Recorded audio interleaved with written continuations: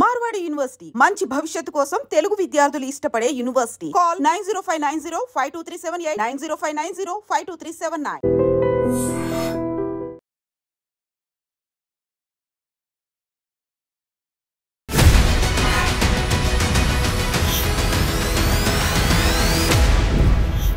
నమస్తే, welcome to I dream social spotlight with Kavitha.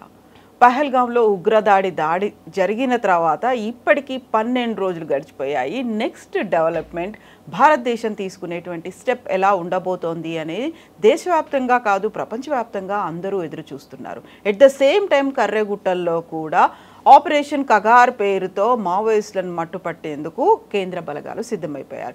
Kashmir to కర్రెగుట్టలు ఏం జరుగుతోంది, ఇక్కడ ఉన్నటువంటి స్ట్రాటజీ ఎలా ఉంది? మనతో పాటుగా ఉన్నారు పొలిటికల్ అనలిస్ట్ బి ప్రకాష్ గారు. ప్రకాష్ గారు నమస్కారం. సో కశ్మీర్లో జరిగింది ఉగ్రదాడి, అక్కడ ఫోకస్ పెడుతున్నాయి కేంద్ర బలగాలు, భారత సైన్యము, క్యాబినెట్, అందరూ ఫోకస్ ఉంది. ఎట్ ద సేమ్ టైం కర్రెగుట్టల్లో కూడా ఇక్కడ టెర్రరిస్టులు, మావోయిస్టులు, అక్కడ టెర్రరిస్టులు, ఇక్కడ మావోయిస్టులు. వ్యూహం అనేది ఎలా ఉందంటారు?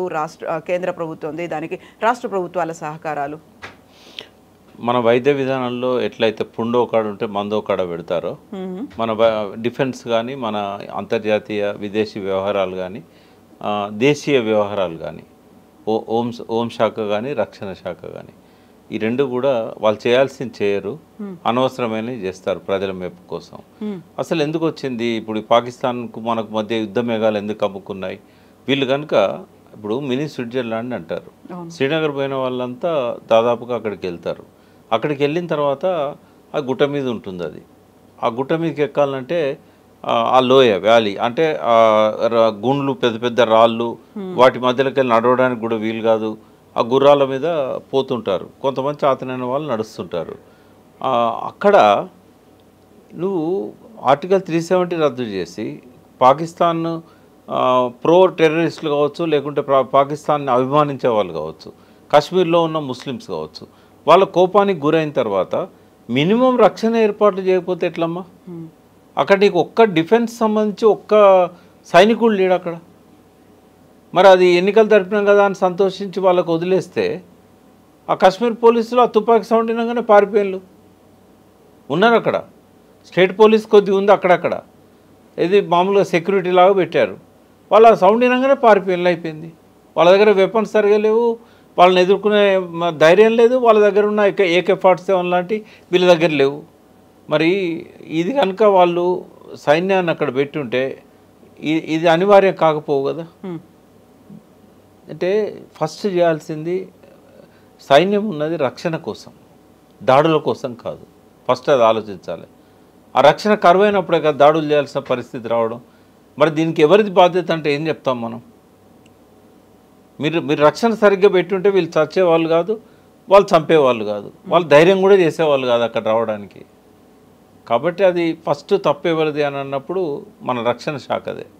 ఆడ ఎవరు బాధ్యులు ఉన్నా కూడా పర్యాటకులు వస్తున్నారు వివిధ దేశాల నుంచి, వివిధ రాష్ట్రాల నుంచి అన్నప్పుడు దాన్ని ఇంకా ఎంకరేజ్ చేయాలని చెప్పి మీరు అనుకున్నప్పుడు మీ మీద అక్కడ పర్యాటకులకు ఎంతో భ్రమతో వస్తున్నారు. ఆమె భర్త చనిపోయిన బాధలో కూడా మోడీ గారి మీద నమ్మకంతో వచ్చామండి, మోడీ గారు మాకు అన్ని ఏర్పాట్లు చేస్తారు, ఇక్కడ ఎటువంటి ఇబ్బంది ఉండదు, కాశ్మీర్ పోవాలంటే కూడా ఎక్కడ ఏమవుతుందో అనే భయంతో పోతారు. కానీ మోడీ గారు చేసిన దానివల్ల అపారమైన నమ్మకం పెరిగింది. మరి ఇది నీ వైఫల్యం కాదా? ఎక్కడైనా ఒప్పుకున్నాడా మోడీ ఇక్కడ మా వైఫల్యం ఉన్నది అని చెప్పాలి కదా. చెప్పకుండా ఇవాళ మళ్ళీ దాడులు చేస్తాం, ప్రతీకార దాడులు, అది కాదు కదా. సైన్యానికి పూర్తి స్వేచ్ఛ ఇచ్చాము అని మొదటి లక్ష్యం అది కానే కాదు. అందుకే అన్న పుండో కాడ ఉంటే వీళ్ళు మందో కాడ పెడతారని. నంబర్ 1, వీళ్ళు ఎవరి మీద దాడులు చేస్తారు?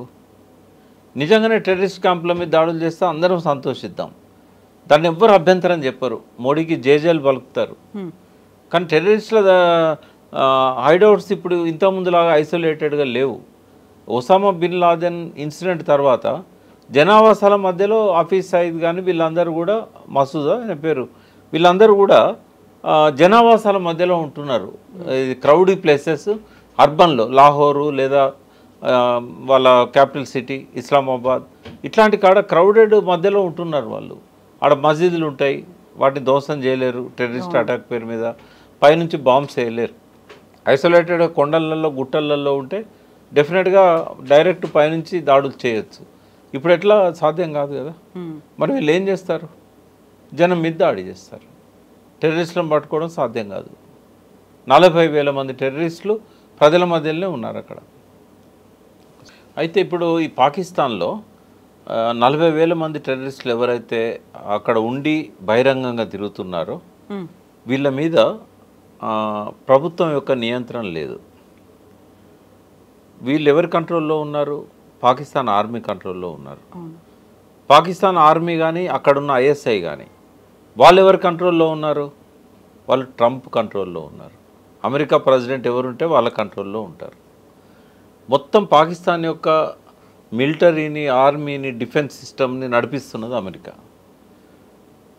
మొన్న వాళ్ళ డిఫెన్స్ మినిస్టరే ఒక మాట చెప్పాడు, ఇది మా దౌర్భాగ్యము, ఇటువంటి డర్టీ యాక్ట్స్ ఏవైతే టెర్రరిస్టులు చేస్తున్నారో 30 ఏళ్ళ నుంచి చేస్తున్నారు, ఇది చేయించుతున్నది అమెరికా, బ్రిటన్ అని చెప్పాడు. అంత ఓపెన్గా చెప్పాడు. తర్వాత అంతకుముందున్న ఇమ్రాన్ ఖాన్ అధ్యక్షుడు ఉన్నప్పుడు ఈ 40,000 మంది టెర్రరిస్టులను అల్ఖైదా మా దగ్గర డంప్ చేసింది. ఈ అల్ఖైదాను పెంచి పోషిస్తున్నది అమెరికా. ఆఫ్ఘనిస్తాన్ విషయంలో వాళ్ళ మధ్య వారు జరిగింది, అల్ఖైదా రివర్స్ అయింది. కానీ అల్ఖైదాను పుట్టించింది, పెంచింది అమెరికా. అల్ఖైదా చేతిలోకి వచ్చిన ఆయుధాలు అమెరికావి. వాషింగ్టన్ డీసీ తీసుకుపోయి స్టార్ హోటల్లో వాళ్ళని కూర్చోబెట్టి వాళ్ళకి ట్రైనింగ్ ఇచ్చి పంపించారు. బట్ వాళ్ళే ఎదురు తిరిగి కాటేశారు. ఇక్కడ కదా అమృత్సర్లో బింద్రన్ వాలేను కాంగ్రెస్ పార్టీ పెంచి పోషిస్తే ఆ బింద్రన్ వాలే అనుచరుల చేతిలోనే ఇందిరాగాంధీ ఖతమైపోయింది. అంటే ఎప్పుడైనా ఒక అంటారు కదా, పాముకు పాలు పోసి పెంచితే కాటేసి చంపుతుందని, ఇదే జరుగుతూ ఉన్నది అంతటా కూడా. అంటే ఫారిన్ పాలసీలోనే మార్పు రావాలి. ఈ యుద్ధాన్ని అనివార్యం చేసే విధంగా కార్యాచరణ ఉండకూడదు. చర్చల ద్వారా సమస్యలను పరిష్కరించుకోవాలి, దౌత్య సంబంధాలు ఉండాలి, ఐక్యరాజ్య సమితిని, సెక్యూరిటీ కౌన్సిల్ని ఫీల్డ్లోకి తీసుకురావాలి. ఇప్పుడు చర్చలు అన్నారు. చర్చలు అంటే అక్కడ ప్రభుత్వం చేతిలో లేదు, అంతా అక్కడ ఆర్మీ కాదు వాళ్ళ చేతిలో ఉంది అనుకున్నప్పుడు చర్చలు ఎవరితో చేయాలి? ఇక్కడ మాట్లాడాల్సింది అమెరికాతోనే. వాళ్ళకి ఏంటంటే ఆయుధాలు అమ్ముడుపోవాలి, అదే ప్రధానమైన ఆదాయం వాళ్ళకి. ఆయుధాలు అమ్ముడుకోవాలంటే ఆయుధాలకు డిమాండ్ క్రియేట్ చేయాలి. ఆయుధాలకు డిమాండ్ ఎట్లా క్రియేట్ అవుతుంది? 2 దేశాల మధ్య యుద్ధం జరగాలి. ఒక మన దగ్గరనే కాదు కదా. ఇప్పుడు ఇవాళ కరెక్ట్గా ఒక 60 సంవత్సరాల క్రితం వియత్నాంలో సౌత్ వియత్నాంకు నార్త్ వియత్నాంకు మధ్యలో యుద్ధం సృష్టించి అక్కడ హోచిమిన్ ఆయన రెవల్యూషన్ ద్వారా ఫ్రెంచ్ వాళ్ళను గెలిచి అధికారంలోకి వచ్చాడు చైనా వాళ్ళ సపోర్ట్తో నార్త్ వియత్నాంలో. సో దానికి అగెనిస్ట్గా సౌత్ వియత్నాంలో పోయి అమెరికా అడ్డబెట్టింది. అక్కడున్న వాళ్ళకు స్వేచ్ఛనియకుండా వాళ్ళ మిలిటరీని తన కంట్రోల్లోకి తీసుకొని ఒక 30-40 సంవత్సరాల పాటు ఆ సౌత్ వియత్నాం మీద వాళ్ళ కంట్రోల్ నడిచింది. ఎంతసేపు వాళ్ళు ఆయుధాలు అమ్ముకోవడానికి 2 దేశాల మధ్యలో ఒకే దేశాన్ని 2 ముక్కలు చేయడం, పాకిస్తాన్ ఇండియా లాగా. అక్కడ కూడా సౌత్ వియత్నాం నార్త్ వియత్నాం కలిసిపోతారంటే దాన్ని అడ్డుకోవడం. వాళ్ళంతా ఒక నిర్ణయానికి వచ్చినా కూడా దాన్ని ఇంప్లిమెంట్ చేయనీయలేదు. అంటే నేను ఎందుకు అప్పటి విషయాలు చెప్తున్నా అంటే అక్కడి నుంచి మొదలుపెట్టి ఈరోజు వరకు ఆఫ్ఘనిస్తాన్ కావచ్చు, అది వియత్నాం కావచ్చు, అది కంబోడియా కావచ్చు, ఏ దేశాలలోనైనా ఎప్పుడు యుద్ధం జరుగుతూ ఉండాలి, వాళ్ళ మధ్య ఎప్పుడు టర్మాయిల్ ఉండాలి. అట్లనే అమెరికా నుంచి ఆయుధాలు దిగుమతి చేసుకోవాలి, ఫ్రాన్స్ నుంచి ఆయుధాలు దిగుమతి చేసుకోవాలి, రఫేల్ లాంటి యుద్ధ విమానాలు దిగుమతి చేసుకోవాలి. ఈ ఫ్రెంచ్ వాడును బ్రిటన్ వాడు ఎంత ఉంటారో చిన్న దేశాలు అవి, కానీ రవి అస్తమించని మొత్తం ప్రపంచాన్ని వాళ్ళు క్రియేట్ చేశారు కదా. అంటే ఆయుధాలతోనే. అప్పుడు మన కత్తులు బాణాలు ఉండేది మన దగ్గర, వాడు మందుగుండుతో వచ్చిండు, వాడిని ఎదుర్కోవడం సాధ్యం కాలేదు కాబట్టి దేశాన్ని సరెండర్ చేశాం. ఇప్పటికి కూడా ఆయుధాలలో వాళ్ళదే పై చేయి. దానివల్లనే ఇప్పుడు అన్ని దేశాలను వాళ్ళు కంట్రోల్ చేస్తున్నారు. యుద్ధాలు పెట్టకపోతే వాడికి డిమాండ్ రాదు, వాడి ప్రొడక్షన్ ఉండదు. అది పరిస్థితి. ఇప్పుడు చర్చలు అన్నారు. మనం టెర్రరిస్టుల గురించి చూసాం, పాకిస్తాన్తో ద్వైపాక్షిక చర్చలు లేకుండా అంతర్జాతీయ సంబంధాల గురించి మాట్లాడుకున్నప్పుడు ఇక్కడ ఉన్నటువంటి మావోయిస్టులు కూడా ఇప్పుడు ఆపరేషన్ కగారు కర్రెగుట్టల చుట్టూ 25,000 మంది పోలీస్ బలగాలు మోహరించారు, కేంద్ర బలగాలు ఉన్నాయి, రాష్ట్ర పోలీసులు కూడా ఉన్నారు అనుకున్నప్పుడు ఇక్కడ కూడా శాంతి చర్చలు జరపాలి అనేటువంటి ఒక వాదన వినిపిస్తుంది. లెటర్లు కూడా వస్తున్నాయి. అక్కడున్న వాళ్ళు కూడా లోపల ఎవరైతే ఉన్నారో మావోయిస్టులు 3,000 మంది అన్నారో వాళ్ళు కూడా మేము లొంగుబాటుకి సిద్ధంగా ఉన్నాం, లేకుంటే చర్చలు జరపండి అనేటువంటి ఒక సందేశాన్ని ఇస్తున్నప్పుడు దాన్ని పట్టించుకోవట్లేదు అనేటువంటి వాదన ఉంది. అంటే మొన్న కేసీఆర్ గారు కూడా పార్టీ సభలో 25వ రైతోత్సవ సభలో జనంతో కూడా అడిగిచ్చారు, ఇది అవసరమా లేదా, మన తీర్మానం చేద్దామా అని. అంటే ఆపరేషన్ కగార్ అనేది అదే యాంటీ డెమోక్రటిక్. అంటే మన దేశ పౌరుల మీద మనం బాంబులు వేయడం కానీ, మనం మిలిటరీని పంపించి వాళ్ళని ఒక దగ్గర కార్నర్కు నెట్టేసి చంపేయడం కానీ, ఇది దుర్మార్గం, అప్రజాస్వామికం.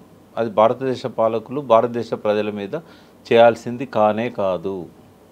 ఇవాళ మనం పాకిస్తాన్లో ఉన్న జనం మీదనే బాంబులు వేయొద్దని అంటున్నాం. మరి మన జనం మీద ఎట్లా వేస్తాం మనం? ఇప్పుడు అక్కడ ఆదివాసులు ఇప్పుడు ఏ ఎన్కౌంటర్ అని చూడండి, 30 మంది నక్సలైట్లు మృతి అని వస్తుంది. అందులో 3 నక్సలైట్లు ఉంటారు, 27 మంది ఆదివాసీలు ఉంటారు. అంటే వాళ్ళు ఒక కవర్ లాగా ఆదివాసీలను వాడతారు. ఇప్పుడు వీళ్ళు కూడా ఆపరేషన్ కగార్ పోయేటప్పుడు ఏం చేస్తున్నారు, ఫ్రంట్ కవర్ అంతా కూడా ఆదివాసీలనే పెట్టుకుంటున్నారు. అంటే అటు వాళ్ళు కాల్చినా ఆదివాసీలే చచ్చిపోవాలి, ఇటు వీళ్ళు కాల్చినా ఆదివాసీలే చచ్చిపోవాలి. ఇది మన దేశ పౌరులను మనం చంపుకోవడం ఎట్లా కరెక్ట్ అవుతుంది? రెండవది, ఇది ప్రజాస్వామ్య దేశం.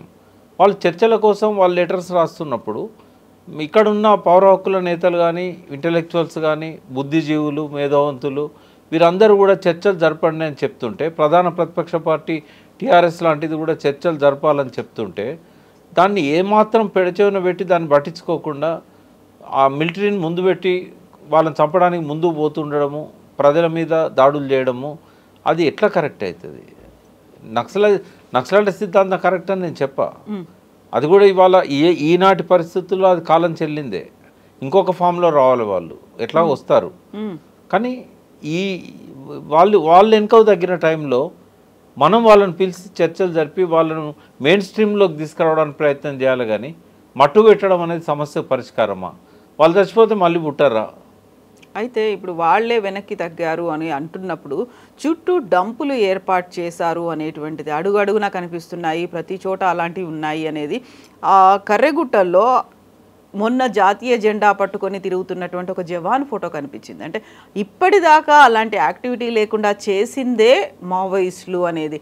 అక్కడ వాళ్ళని దూరం చేశారు, ఐసోలేట్ చేసి ఉంచారు. అక్కడ ఉన్నటువంటి ట్రైబల్ కావచ్చు, లేకుంటే అక్కడ ఉన్నటువంటి కొండ జాతి వాళ్ళని కూడా జనజీవన స్రవంతిలో కలవకుండా చేసిందే మావోయిస్టులు. అక్కడ యాక్టివిటీ అనేది అంత తీవ్రంగా ఉంది అనేది కదా.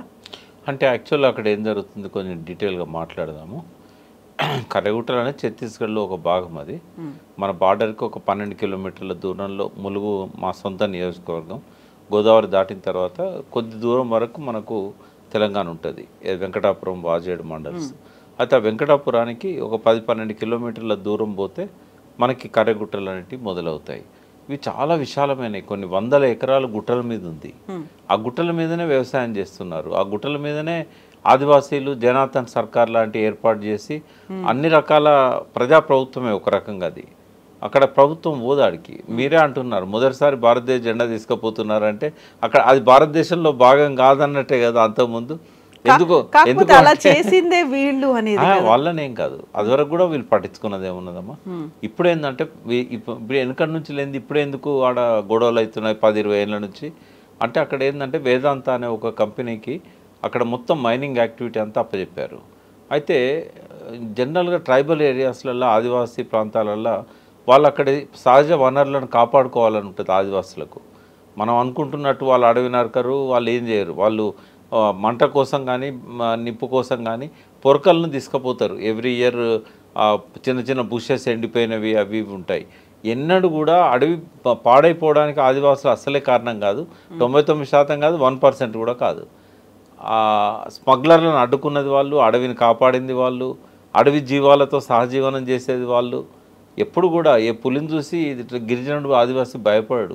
వన్యమృగ సంరక్షణ పేరుతో వాళ్ళని బయటికి పంపుతున్నాం, మైనింగ్ యాక్టివిటీ పేరుతో వీళ్ళు అడ్డొస్తున్నారని వాళ్ళని బయటికి పంపుతున్నాం. నక్సలైట్స్ అక్కడ షెల్టర్స్ కోసం పోయారు. షెల్టర్స్ కోసం పోయిన వాళ్ళు అక్కడ జరుగుతున్న దోపిడీకి వ్యతిరేకంగా ట్రైబల్స్ని కాపాడడానికి వాళ్ళు ప్రాణాలు బలి ఇస్తున్నారు. ఆ వేదాంత వాళ్ళు ఇట్లాంటి కంపెనీస్ వాళ్ళు చేసే దుర్మార్గాలు, అరాచకాలు, దాని అభివృద్ధి పేరుతోనే అడవులు నరుక్కుంటూ రోడ్లు వేయడాలు ఇట్లాంటివి వ్యతిరేకిస్తారు. అక్కడ మంచి పనులు చేస్తే ఎన్నడూ కూడా నక్సలైట్లు అడ్డు రారు. వీళ్ళు ఏం చేయకపోతేనే కదా వాళ్ళు చేయాల్సి వచ్చేది. నీ సర్కారు చక్కగా ఉంటే జనార్దన్ సర్కార్ ఎందుకాడ? మనం మీకు గుర్తున్నదా, వనజ గారు ఒక సీనియర్ జర్నలిస్టు, ఆమె చాలా రోజులు ప్రాణాలకు తెగించి ఛత్తీస్గఢ్ అడవుల్లో పోయి వాళ్ళు చేసిన మంచి పనులన్నీ కూడా తీసుకొచ్చారు. చెక్ డ్యాములు కట్టడము, నీళ్లు, తర్వాత పిల్లలకు చదువు చెప్పించడము, హాస్పిటల్స్, ఇవేవి లేవు కదా అక్కడ. జెండా ఇయ్యాల బాతున్నారు అని అంటే భారతదేశం ఇప్పుడే చూస్తున్నది కలుదెర్చి ఇక్కడ ప్రజలకు ఏమన్నా చేయాలని. బట్ వాళ్ళు ఏంటంటే ప్రభుత్వాన్ని నమ్మడం లేదు. అదివరకు ఒక మహేంద్ర కర్మ అనే ఒక నాయకుడు, కాంగ్రెస్ నాయకుడే, ఆయన సల్వా జుడుం తయారు చేసి గొత్తికోయలకును వాళ్ళకి అక్కడున్న ఆదివాసులకు మధ్యలో ఒక వైరాన్ని క్రియేట్ చేయించాడు, అంతర్యుద్ధంలాగా వాళ్ళని నరుకునే పరిస్థితి తీసుకొచ్చాడు. ఏది ఏమైనా కూడా బలైపోతున్నది ఆదివాసులు. సరే నక్సలైట్లను నువ్వు సపరేట్ చేయడానికి ఆడ వీలు కాదు, ఎవరు నక్సలైటో ఎవరు ఆదివాసో తెలియని పరిస్థితి ఉంటుంది యూనిఫామ్ కనుక లేకపోయినట్టయితే. ఎందుకంటే మోస్ట్ ఆఫ్ ది నక్సలైట్స్ కూడా మళ్ళీ ఆదివాసీలే ఉన్నారు.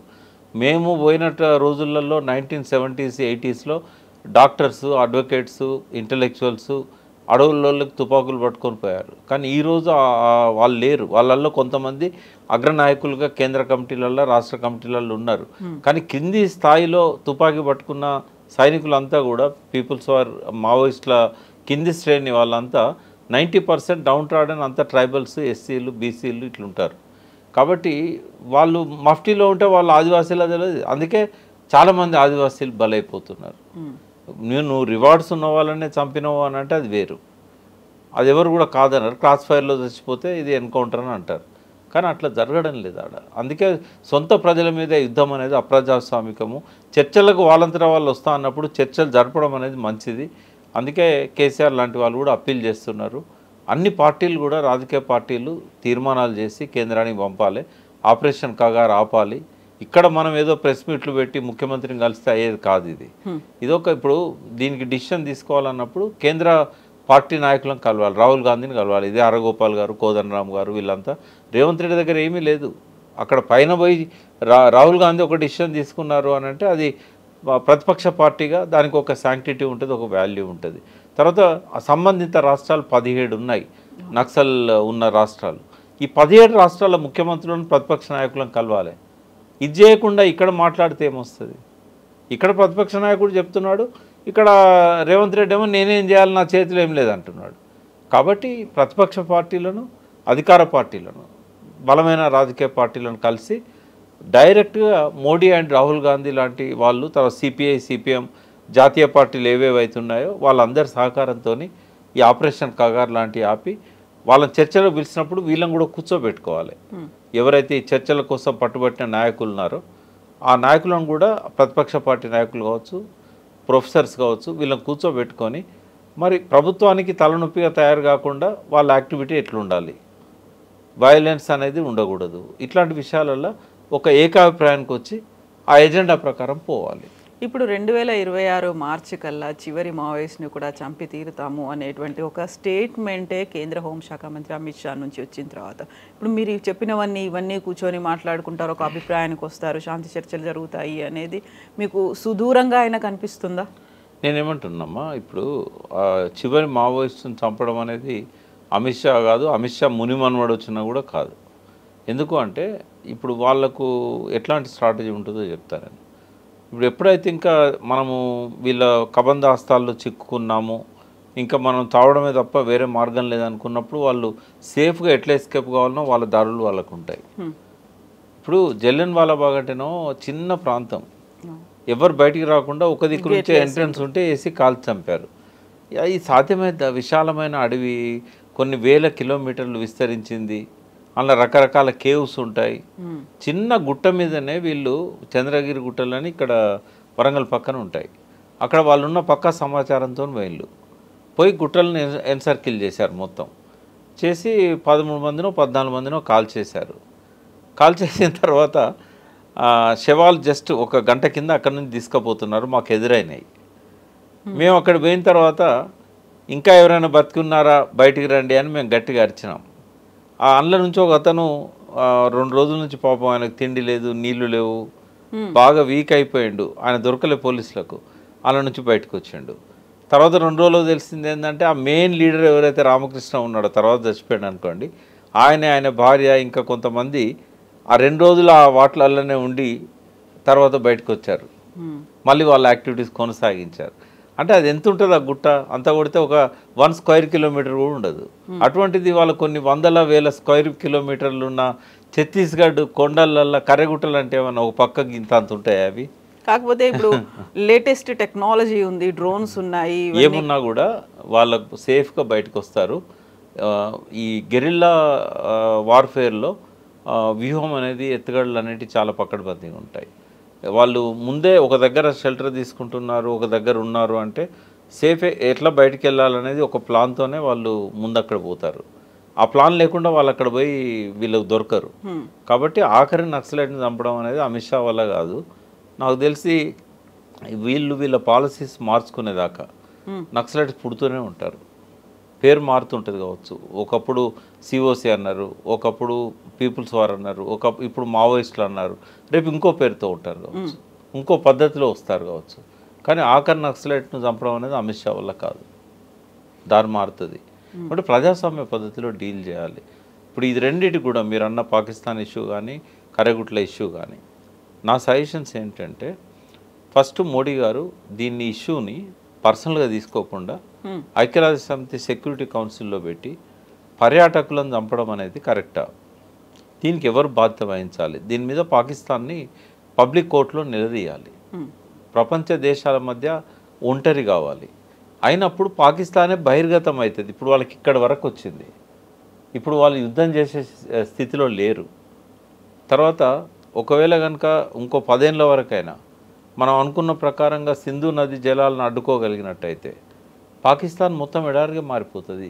ఇవాళ పంట పండే భూమిలో 94% సాగునీరు అందే భూమిలో 94% సింధు జలాలే దిక్కు. అక్కడ అవి ఆపేస్తే వ్యవసాయం ఉండదు, అక్కడ ఓన్లీ రెయిన్ఫెడే ఉంటుంది. ఇక అట్లాగే మనము గతంలో ఏదైతే ఆక్రమించిన 13,000 చదరపు కిలోమీటర్ల భూభాగం ఏదైతే ఉన్నదో దాని మీద సిమ్లా ఒప్పందం చేసుకొని ఇందిరాగాంధీ వదిలేసింది.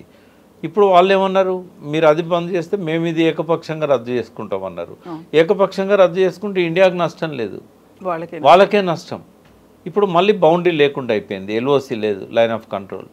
ఇప్పుడు మళ్ళీ మనం 13,000 కిలోమీటర్లు కాదు ఇంకా లోపలికి కూడా చొచ్చుకొని పోవచ్చు. ఎవరు మనల్ని అడగడానికి లేదు, ఎందుకంటే నువ్వు బౌండరీ ఒప్పందం రద్దు చేసుకోవడం ద్వారా బౌండరీ లేకుండా పోయింది నీకు. కాబట్టి అది ఒక ఇష్యూ ఉంటుంది. అంటే మ్యాక్సిమం ప్రజలు కోరుకుంటున్నది ఏంటి అని అంటే, పాక్ ఆక్రమిత కాశ్మీర్ ఏదైతే ఉన్నదో ఇది సందర్భము, దాడి చేసి వాళ్ళని తరిమేసుకుంటూ, వాళ్ళు ఇప్పుడైతే బాగా ఐసోలేట్ అయి ఉన్నారు, యుద్ధం చేసే శక్తి లేదు వాళ్ళ దగ్గర, అణ్వాయుధాలు ఉన్నాయని బెదిరించడం తప్పితే ఏది లేదు. ఇప్పుడు యుద్ధం వస్తుందని తెలియగానే మీడియాలో బాగా ప్రాపగేట్ కాగానే చాలామంది రిజైన్ చేశారు అక్కడ ఆర్మీలో ఉన్న వాళ్ళు. తర్వాత వాళ్ళ డిఫెన్స్ సంబంధించిన సైన్యాధికారే మసూద్ అని పేరు ఏదో ఉంది, మునీర్ అడ్రస్ లేదు, పారిపోయాడు. తర్వాత డిఫెన్స్ మినిస్టర్ ఏం చెప్పాలనో తెలియక మా కంట్రోల్లోనే లేరు వీళ్ళంతా, ఈ టెర్రరిస్టులు అందరినీ అమెరికా నడిపిస్తున్నది అని చెప్తున్నాడు. అంటే ఈ టైంలో కనీసం పాక్ ఆక్రమిత కాశ్మీర్ ప్రాంతాన్ని తిరిగి స్వాధీనం చేసుకోవాలనేది ఇండియాలో ఒక బలమైన ఆకాంక్ష కనబడుతూ ఉన్నది. మరీ ఎక్స్ట్రీమ్గా పాకిస్తాన్ని అసలు చిత్రపటంలోంచి మాయం చేయాలి, అదొక దేశంగానే ఉండకుండా చేయాలనే వాళ్ళు కొంతమంది ఉన్నారు. ఈ అఖండ భారత్ సంబంధించిన ఇన్ఫ్లుయెన్స్లో ఉన్న వాళ్ళు అట్లా మాట్లాడతారు. తర్వాత దీన్ని ముస్లింల వ్యతిరేక చర్యలుగా చిత్రించకూడదు. ఇప్పుడు ముస్లిమ్స్ కూడా దాన్ని ఎవరు సపోర్ట్ చేయట్లేదు. మొన్న రాహుల్ గాంధీ పోయి కలిసి వచ్చిన ఫ్యామిలీ, ఆ చనిపోయిన అతను ఎవరైతే ఉన్నారో ఆ హిందువులను కాపాడడానికి ప్రాణాలు ఇచ్చాడు. కాబట్టి ముస్లింలంతా టెర్రరిస్టులు కాదు, ముస్లింలంతా టెర్రరిస్ట్ యాక్టివిటీస్ సపోర్ట్ చేయట్లేదు. ఆ మాటకు వస్తే పాకిస్తాన్ ప్రభుత్వంలో ఉన్న పెద్దలు కూడా ఈ టెర్రరిస్ట్ యాక్టివిటీస్ సపోర్ట్ చేయట్లేదు. కానీ వాళ్ళ చేతిలో ఏం లేకుండా పోయిందనే ఒక బాధ వాళ్ళు వ్యక్తం చేస్తున్నారు. వాళ్ళు ఒక రకంగా చెప్పాలంటే అమెరికన్ క్లచెస్లో కంప్లీట్గా బానిసల్లాగా ఆ పాకిస్తాన్ అధ్యక్షుడు కానీ, పాకిస్తాన్ డిఫెన్స్ మినిస్టర్ కానీ బానిసల్లాగా ఇరుక్కున్నారు వాళ్ళు. కాబట్టి ఇదంతా నడిపిస్తున్నది అమెరికా, ఎంతో కొంత దాన్ని అడ్డుకునే ప్రయత్నం చేస్తున్నది చైనా. ఇవాళ చైనా కనుక ఒక్క స్టేట్మెంట్ పాకిస్తాన్ మీద ఇవ్వకపోయి ఉంటే ఈ పాటికి మరి మోడీ ఏం చేసేవాడో తెలియదు. మోహన్ భాగవత్ మోడీ గారు రహస్య సమావేశంలో పాకిస్తాన్ గురించి ఒక డిసిషన్ తీసుకొని ఉంటారు వాళ్ళు. ఆ డిసిషన్ ఏంటి అనేది ఇద్దరు బయట పెట్టట్లేదు. మెల్లిగా అమలు చేస్తారేమో, ఎట్లా చేస్తారో తెలియదు. బట్ డైల్యూట్ అవుతుంది రోజు రోజుకు. పాకిస్తాన్ మీద ఉన్న వ్యతిరేకత ఈ టెర్రరిస్టులు వీళ్ళని చంపిన రోజు ఉన్నప్పటికీ 4 రోజులకే చాలా వరకు తగ్గింది. ఇప్పుడు ఇంకా కొద్ది రోజుల తర్వాత వీళ్ళు యుద్ధ చర్యలు చేపట్టినట్టయితే భారతదేశంలో కూడా వ్యతిరేకత స్టార్ట్ అవుతుంది. ఆ వేడి మీదనే పాక్ ఆక్రమిత కాశ్మీర్ను స్వాధీనం చేసుకోవడానికి ప్రయత్నం చేయాల్సి ఉండే. ఇక లేదు, ఇన్ని సంవత్సరాలు అయింది, 70 ఏళ్ళు దాటింది, యాక్సెప్ట్ చేద్దాం, అది ఉండనియండి వాళ్ళ దేశంలోనే. ఇవన్నీ మనం పోతాం కానీ భూములు అట్లే ఉంటాయి, దేశాలు అట్లే ఉంటాయి, సరిహద్దులు ఎప్పుడు పెరుగుతుంటాయి, తగ్గుతుంటాయి యుద్ధాలు వచ్చినప్పుడల్లా. ప్రపంచమే ఒక సరిహద్దు అనుకొని బతుకుతే పోలేదా? నీకున్న ప్రాంతంలో నువ్వు రాజ్యాధికారం చేస్తే చాలదా? కాశ్మీర్ కుంకుమ ఉన్న భాగమే నాకు కావాలంటే ఎట్లా? కాబట్టి డెమోక్రటిక్గా ఆలోచించాలి, గివెన్ సిచ్యువేషన్ ఒప్పుకోవాలి. ఆక్రమించిన 75 ఏళ్ళు అయింది, ఇప్పుడు వాళ్ళు పాకిస్తాన్ పౌరులమని చెప్పుకుంటాను, ఇంకా మన దగ్గర శాసనసభ స్థానాలు ఉంటాయి, ఇంకా దాన్ని నిరాకరిస్తాం. చైనాతో మనకు అరుణాచల్ ప్రదేశ్ మీద గొడవ ఉంటుంది. గివెన్ సిచ్యువేషన్లో యాక్సెప్ట్ చేయాలి మన బౌండరీ ఇది అని చెప్పి. ఒకవేళ ఏదైనా పంచాయతీ వస్తే సెక్యూరిటీ కౌన్సిల్, ఐక్యరాజ్య సమితి, వాటి దగ్గర పంచాయతీ పెట్టుకోవాలి తప్ప చంపడం అనేది కరెక్ట్ కాదు. చంపకుండా రక్షణ ఏర్పాట్లు చేయడం అనేది మన ప్రధాన కర్తవ్యం. ఎస్ అండి ప్రకాష్ గారు, థ్యాంక్ యూ సో మచ్ అండి. నిజంగా ప్రస్తుతం ఉన్నటువంటి సమాజం దేనికి ప్రయారిటీ ఇస్తుంది? ఆర్థిక సంబంధాల చుట్టూ మాత్రమే తిరుగుతుంది. మళ్ళీ ఎన్నికలంగానే చాలా విరక్తి కలుగుతాం. మంచి అనిపిస్తుంది కదా, లేడీస్ కూడా ఛాలెంజింగ్ జాబ్స్ చేసినప్పుడు చాలా బాగుంటది. ట్రాఫిక్ అసిస్టెంట్స్ గా నియమించిన ట్రాన్స్జెండర్స్ అందరితో సాల్యూట్ చేయించుకుంటున్నారు. ఫుడ్ డెలివరీ ఇవ్వటానికి వెళ్ళినటువంటి డెలివరీ బాయ్ అనిల్ పై కళ్ళ ముందు